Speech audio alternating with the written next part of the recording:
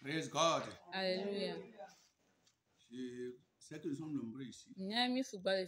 Praise God. Alléluia. Praise the Lord. Alléluia.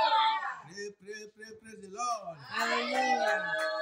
Alléluia. Amen. Que mon Dieu te finance. C'est la première parole qui est venue à moi. Que mon Dieu te finance. Que mon Dieu te donne l'argent. Voilà, c'est ça qu'on dit financer. Que mon Dieu te donne l'argent dans la poche. Toi et moi.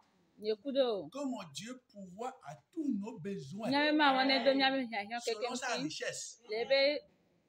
Que sinon, avec gloire en Jésus. Parce que nous avons un grand Dieu. Tout l'or qui est dans ce monde. Sika, tout l'argent qui est dans ce monde, ça appartient à Dieu. Les minéraux qui sont sous terre,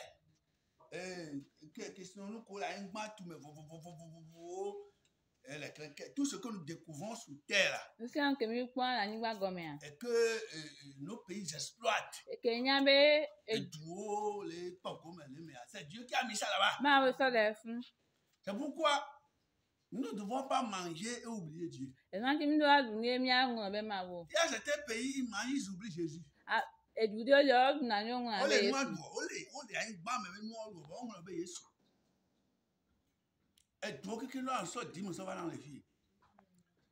Tous les pays doivent m'amener la dîme ici. Je dis ce que l'Esprit Saint me dit de te dire. Vous payez là. Amenez vos dîmes ici. Je vais faire l'œuvre de Dieu avec toi. Avec ça. Je vais faire l'œuvre de Dieu avec ça. Prie de l'or. Alléluia. Il ne faut pas manger, oublier Dieu. Quand vous mangez les ressources souterraines là que Dieu a mis à la disposition de nos pays, tous les pays là, quand vous mangez ça, et vous mangez ça, et vous utilisez Jésus, vous oubliez Jésus, ça amène parfois catastrophe. Amenez-moi les dîmes ici. Mon nom c'est Apôtre Sissi-Kwasi Gabriel. Vous savez pas qu'il y a des pays dans le monde qui donnent des dîmes. Par exemple, l'Amérique donne dîmes à Israël. Oui. Non, Israël c'est ici. Israël spirituel. L'église apostolique de la sainteté. Amène tes millions, tes milliards. Amène tes milliards. On va faire l'œuvre de Dieu avec ça. Amen.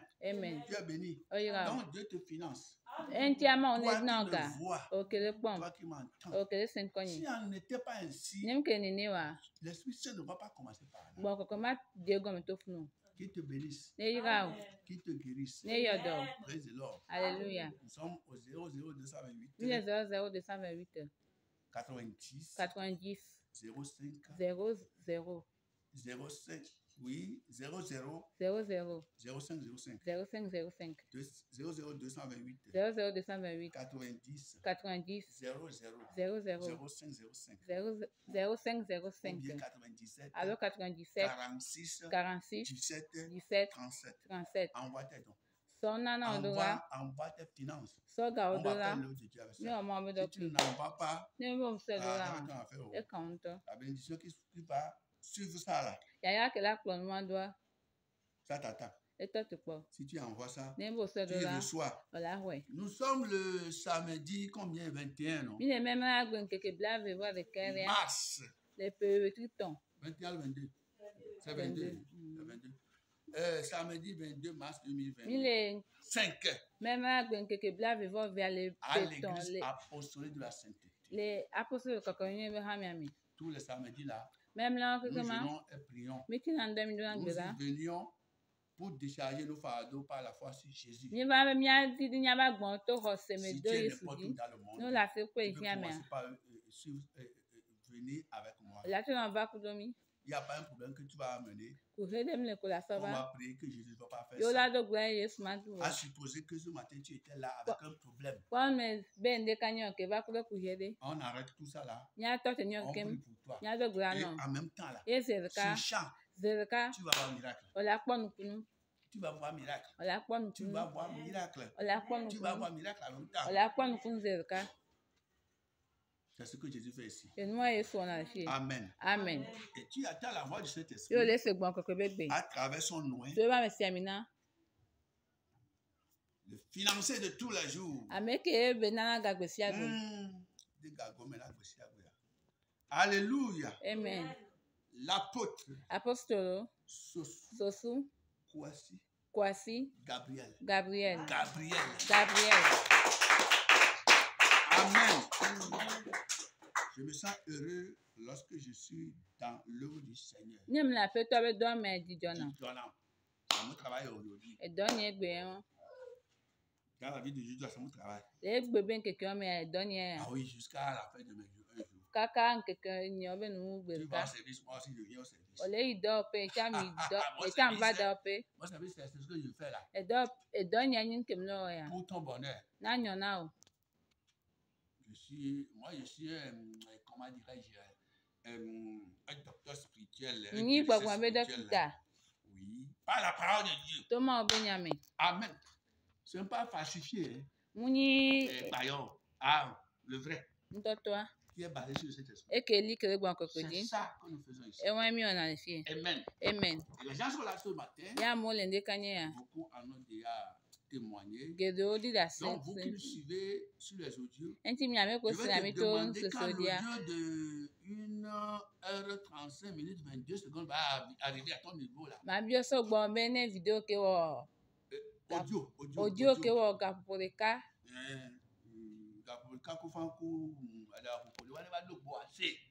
Non, c'est à la série de l'homme. La série de l'homme. Elle n'a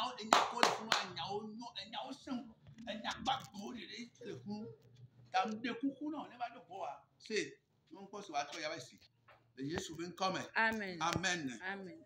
Ce matin, avant qu'on le prie encore, tout d'abord, je vais remercier Dieu pour tout cela ou cela qu'il est en train d'utiliser ici.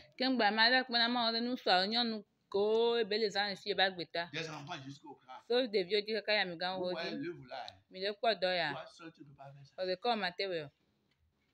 C'est toute la semaine. Pasteur, écoute.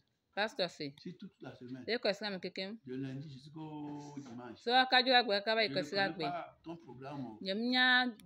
Si toi seul, tu vas faire le nez, les yeux, les oreilles, la bouche, les cheveux, les pieds, tout là. Tu oublies que tu es cher. Tu vas te fatiguer. C'est pourquoi Jésus avait passé par le beau-père de Moïse. Et toi, ils sont avec toi, ils sont assis pour avec toi. Moïse était dans le désert avec Zipporah, sa femme, et il me semble, 2 enfants.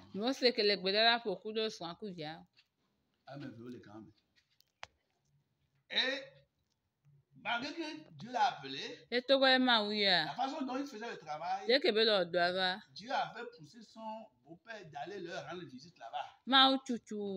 Et toi, les Béadis, c'est pourquoi les beaux-pères et les belles-mères qui rendent visite d'amour parfois à leurs enfants, c'est bon.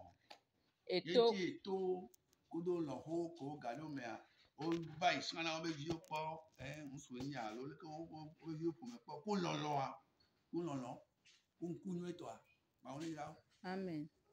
Amen. Et quand il est parti, il a vu que depuis le matin jusqu'au soir,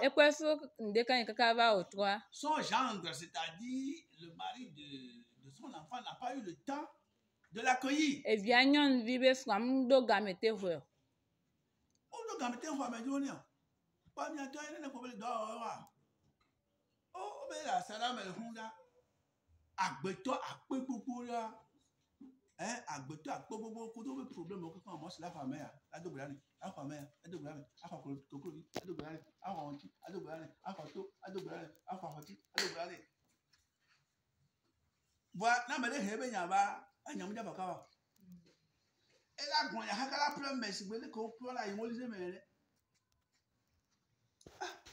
Et puis l'onction de Dieu était descendu sur son beau-père. Et moi, on veut quoi dire de toi dit. Mon gendre. Eh bien, si tu continues le travail comme ça, tu vas mourir vite, laisser mon enfant. Donc, ce que tu vas faire, il faut partager l'église. En 100 personnes, 50 personnes, jusqu'à 10 personnes, 5 personnes, et ce qu'on appelle des départements au sein de l'église. Tu vas partager les travaux là. Et tu vas chercher les gens qui sont remplis de la sagesse de Dieu. Remplis de l'esprit de Dieu. Alléluia. Dieu, là. Ceux qui ont le même esprit que toi. Ceux qui t'ont compris et puis ils sont tes enfants spirituels, femmes comme hommes. D'ailleurs, il faut faire les gens là. Quand tu fais le choix, tu les amènes devant moi. Dans l'église. Dans le tabernacle là-bas. L'esprit qui est toi. Je vais prendre une partie pour verser sur eux. Et ils seront comme toi. Même si tu n'es pas là, c'est toi qui es là. Parmi eux. Ils ne vont rien faire pour sortir de ton onction. Même si tu n'es pas là, celui qui te voyait faire quelque chose, celui qui te voyait faire quelque chose, quand il va voir quelqu'un parmi eux, faire le travail, il va dire que vraiment papa n'a pas été là, mais c'est comme il était là. Et il avait choisi 70 personnes.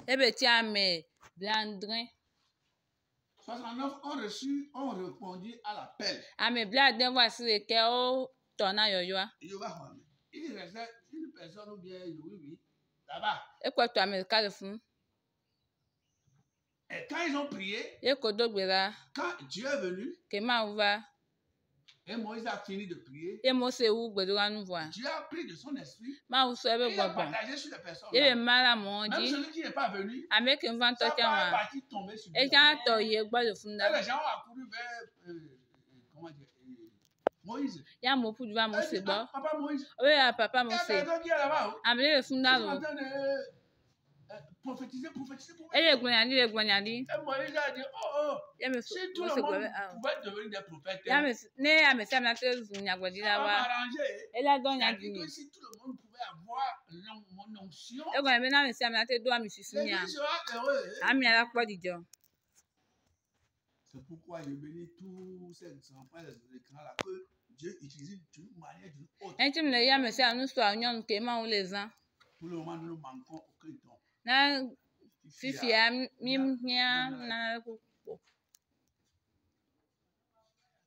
À partir de tous les travaux, les dons spirituels, vraiment que Dieu vous bénisse. Amen. Donc, il faut prier. S'il n'y en a pas encore d'accord, mais il faut prier que Dieu te donne les gens qui vont t'aider. Même si elles sont femmes, et que tu vois que tu as mis une onction sur elles, place-les dans leur domaine. Dieu n'utilise pas que les hommes. Il utilise aussi les femmes. Si on peut dire qu'il y a un enseignement qui dit que la femme ne doit pas ou ne peut pas faire ceci, au moins ça là, on peut faire. Si la femme ne peut pas faire à la maison, tu vas manger quoi? Oui. Amen. Les femmes sont à la maison. Elles ne peuvent pas pour nous. On mange, on vient à l'église, on les condamne.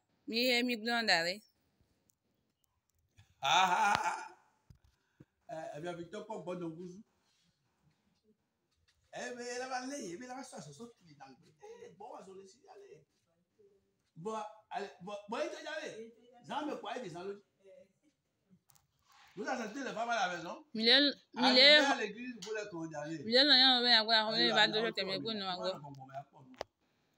Ici, chez moi, là, les femmes, là. Parce que les hommes ont refusé le travail. Nketia so gbe doa. Ils fuient le travail. O le sina doa. L'onction là, c'est trop pour eux. Ami sisia subononto.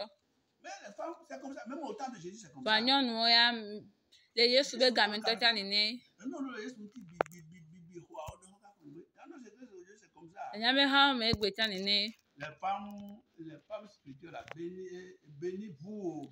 Béni soit vous. Nya nyon gbogomento iramilo. Alléluia.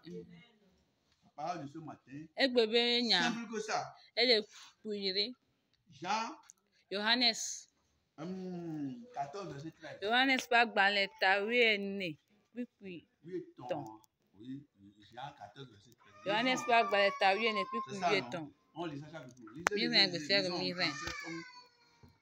En français, il est dit, Jean 14 verset 13. Amen. Amen. Amen. Oh. Amen. Amen. Oh. Amen. Amen. Oh. Amen. Jean 14 verset 13 dit, et tout ce que vous demanderez en mon nom, je le ferai. Amen. Afin que le Père soit glorifié dans le Fils. Amen. Alléluia. Amen. Amen.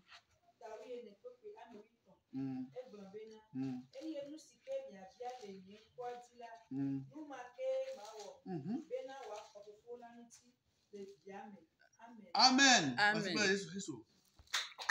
Amen. Amen. Eh bien, nous créons, il a bien nous collaborons. Nous avons tout là, on a. Amen. Nous avons il est tombé conti les villages.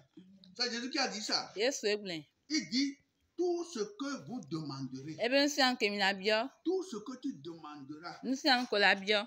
En priant. To gbododorame. Par la foi. To hosedi. En son nom. Lebe nkodia. C'est ça qui va te donner. Ebe ye la sona. Ce que tu demandes. Nous kolebia. Le motif de ta prière. Gbodoro abeta do binwa. Ejija ndidio. Eye la veme. Donc ce matin, nous allons tenir Jésus par son manteau. Tu vas faire face à ton Seigneur. Tu vas dire. Tu m'as dit. Tout ce que je lui demanderai. Tu vas le faire. Et il va le faire. Mets-toi sur tes pieds. Je vais te donner l'occasion de croire à ce que Jésus a dit. Il a dit. Et tout ce que vous demanderez en mon nom, le nom de Jésus, je vais le faire. Je le ferai. Afin que le nom du Père soit glorifié dans le Fils. Il dit ce que tu as demandé. C'est ça qu'il va faire pour toi. Je crois que tu es venu avec une demande, avec un problème. Jésus a dit ce que tu vas demander. C'est ça qu'il va faire. Il va te le faire. Il n'a jamais menti. Ce n'est pas moi qui ai dit ça. C'est lui qui t'a dit ça. Il faut cesser de douter. Il faut dire Seigneur. Seigneur. Tu vas dire ça en vernacular ou en français. Seigneur. Aie pitié de moi. Pardon mes péchés. Péché de doute. Que j'ai commis jusqu'à présent. Pardonne-moi ça. Ce matin, je te tiens par ta parole. Si c'est toi-même, tu me le répètes ce matin. Que tout ce que je vais demander à ton nom, que tu vas le faire. Alors, donne-moi ceci. Fais-moi ceci. Et après, au nom de Jésus, commence par prier. Top de Doraji. N'aimez on doit voir en déclin avec nous que bien nous et là on a ma de vie à bien on se lève bien nous on est bien avec ça on est bien secours vient bien donc je comme là je pankoi y gbonya y bon et on est pas balé ça oui mais tout oui et toi mais y gbonya y bon ben nous pour la bio ya né non bio de là ouais bio da nous pour la bio ya et que ça veut dire nous là ouais il a fait et bien là tout ça il a eu droit il a boire il a n'a au bois il a n'a au gars il a n'a à nous et droit là quoi on nous donne là tout ce que vous demanderez en mon nom quelle promesse tout ce que tu vas demander en ton nom il va le faire pour qu'on sache vraiment que Il a été envoyé par le Père Créateur. No anya be nya tepiam ma u ke wo di ko edun. Donc ça elle va de go mena. Pas encore les nyame. On doit be ni ça nous c'est bien là ouais non. Il y a on y a là. Ouais non. Le couteau le pone le prend. Yes. Pray. Ye don't go now. Eye don't go now le dit abele. Nuti anu kola biwa. Ebe nuti anu kola biwa. Yes, ira we now la. Bia oni atengbere o de. Eye nuti se ni abia le nyen ko ajila. Le nko nyeji. Ya. Nu ake ma o. Ebe nu ake ra o now la. Hallelujah. Bena wa popola nti le diame. Nko le dio. Eno yen dada nko le dio. Ti ko le le ti ko yan o le po wa nko le dio. Ye ti o boluku na. Ebe nko la dio le ti te ya. Nko la le dio nu wa la no wo na. Ngba so nku dala do toji. Ah o. Danku ye ti di. No je nuwa. Ye la exam le na. Ye so la exam le na. Nku dala ye ti di. Makanda ya ba. Nku dala ye ti di na je. Ye boluku. Ya mele gonya na o. Amete gonya na o la je gomena. Eye la o nwa na o so amete ni so la change. Ebe ni je ni wa na mi la. Ebe ebisa pele ni ajo mi. Le bila bi e. Ega. Ebia bi e. Won no kwa na so dan. Ale la so akete. Ale la so pe so ni ma. Le bila bi ko ko ju baba so. Luka e dan so ni a. Ala kete mo ni a o. Ebe ni ko bi e la na o la. Ebe ni ko bi anu wa e la na o yo. Ebe ni ko bi anu wa e la na o yo. Yes. O ma ra ba ta kare. Yo mande mo se Ìdí ayé wà nání. Méjì. Lè gbọ́. Mi fò ààbò. Mi fò hàn tó lè gbọ́. Níbo bá gbèdú wa pé.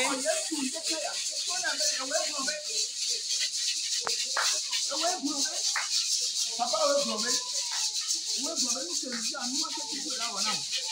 Yé ń tí a lè fi wọ̀ mí ẹ̀rọ. Wẹ̀ náà. Ẹ má ní ìdíje. Nuko le bí ẹ̀rọ láwọn náà. Ilé nuko bí ẹ̀rọ láwọn náà. Amẹ́ríkà tó wọlé tọ̀. Tó wọlé kọ̀ọ̀nì. Bá ní apáta ní tó nyàrí. Ní apáta ní tó gbìyànjú nyàrí. Yé máa wò sábẹ̀ ní nyàtọ̀. Yé kò bá kúrẹ́ nyàtà. Tó nyàwó ní.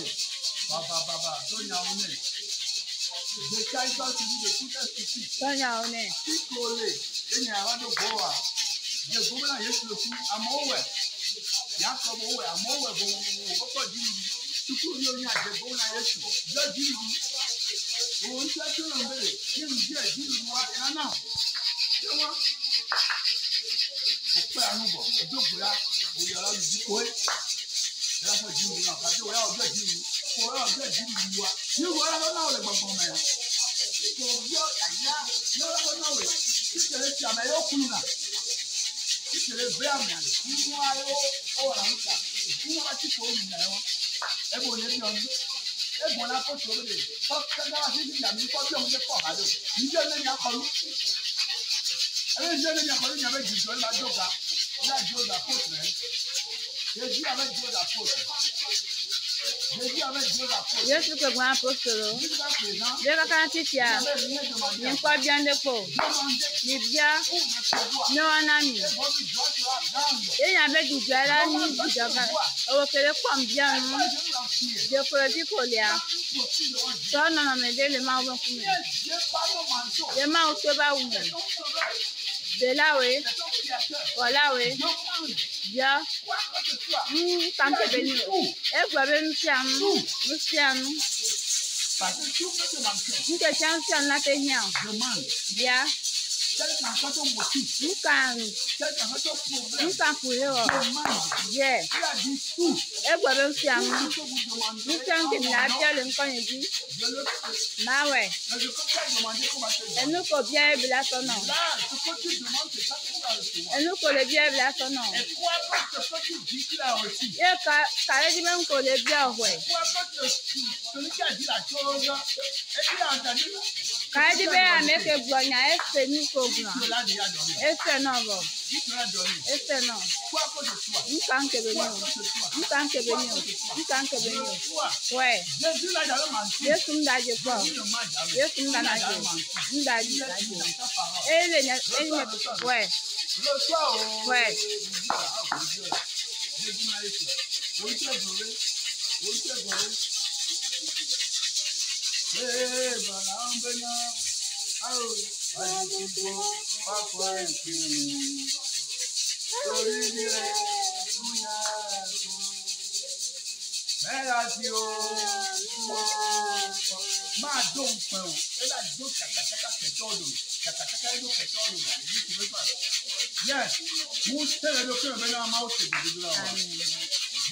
J'ai senti en moi. On sait de quoi il me veut. Les mains au segundo là. Les mains au deux non. Les mains au deux non. Les mains au deux non. Les mains au deux non. On sait de quoi il me veut. Les mains au deux non. Les yeux de commun. Amen. Gloire si vous doit pour être au semaine. C'est un neuf d'aujourd'hui. Pour que nous recevions. Maintenant, il y a un sommet au bas. Je vais prier en français et en hébreu, moi seul. Le camarade gloire et français, beaucoup de vous. Avec toi, Jésus Christ. Kakwe. On y a été au Lendeke. Au bel que si Jana. Il y a un image. Il y a un nouveau avec toi. Il y a un que de gosse avec nous, mais il parle. Il y a là avec toi. Il y a que tout Lendeke, il y a les problèmes. Nous que mi bio. Il est là, on a. Amen. On va bien on est là, on a mis. On va vivre, on va bien quelqu'un a dit, il y a mis pas bien on est là, mais bien on est là. Il y a qu'au bout de quand il y a les problèmes. Nous que mi bio, et nous à tout est là, on a mis. Amen. Bewa ko fo ben konti to la me. Nyam ko se be we so yana. Amen. Mututu nyala du kon. Amen. Enyane we be do. Amen. Enyane we be do. Amen. Enyane we be do. Enyane we be do. Enyane tuka. Enyane yodo. Enyane venu. Enyane financier. Enyane hwa bona. Amen. Enyane na odilu. Amen. Sukulu bi onia. Amegbalo onia. Oka tutu le ndeke. Amen. Enyane dagbele nti. Amen. Yesu ben ko biwa nu e la ona. Amen. E wo na o le ndeke. Amen. Mais Yesu ben comme. Amen. Seigneur, c'est toi qui nous as promis que tout ce que nous allons demander, tu vas le faire. Amen. Ta parole ne sort pas utilement. Quand elle sort, tu as dit qu'elle va accomplir ta volonté. Que ce matin, ta parole guérisse quelqu'un. Amen. Qu'elle bénisse quelqu'un. Amen. Qu'elle finance quelqu'un. Amen. Qu'elle pouvoir au besoin de quelqu'un. Amen. Des enfants jusque grands. Amen. Au nom de Jésus. Amen. Toi, tu n'as jamais menti. Quand tu parles, ça s'accomplit. Amen. Que la parole s'accomplit dans ta Amen. vie. Là où tu es, tu me vois, tu m'entends. Amen. Que la parole s'accomplit dans ta vie. Amen. Au nom de Jésus. Amen. Que la grâce qui accompagne la parole pour qu'elle s'accomplisse, que cette grâce-là vienne sur toi. Amen. Amen. Amen. Amen. Amen.